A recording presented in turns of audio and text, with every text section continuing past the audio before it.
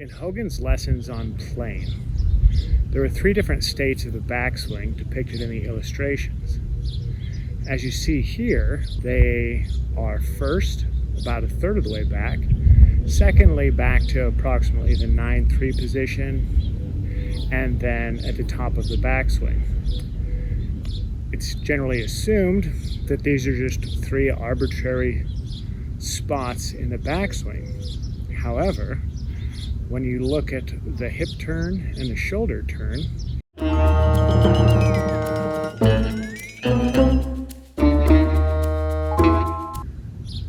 join our biceps with our chest as instructed, and then if we turn either just our hips or just our shoulders, just your hips, which is a bit of a peculiar backswing move, but illustrates the very same principle.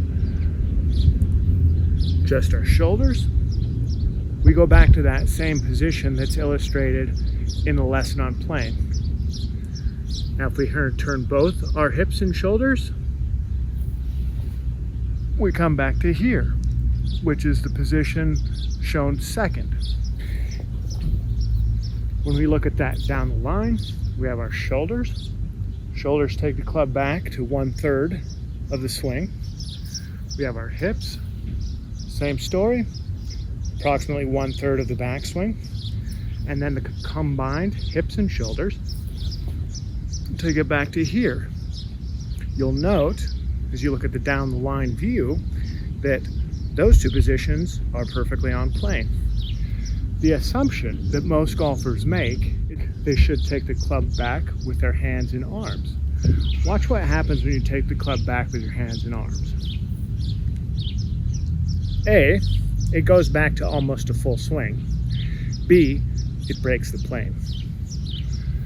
Hogan was adamantly opposed to lifting the club up like this and breaking the plane. How was that plane established?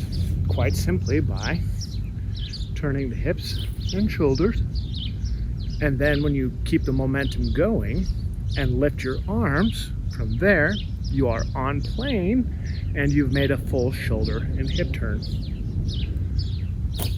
Wait, I'm pretty sure there were 5 positions in that one image. The one with the ovals. I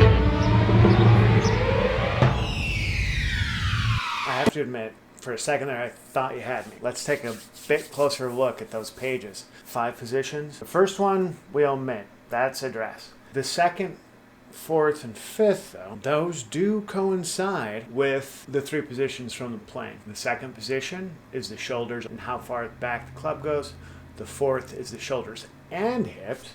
And the 5th is when you raise your arms up to make a continuation. The 3rd, though, the 3rd's peculiar. It's not in line, and when we look at the caption, we see that it says that those 2 things, the waggle and that 3rd position, are somehow tied together.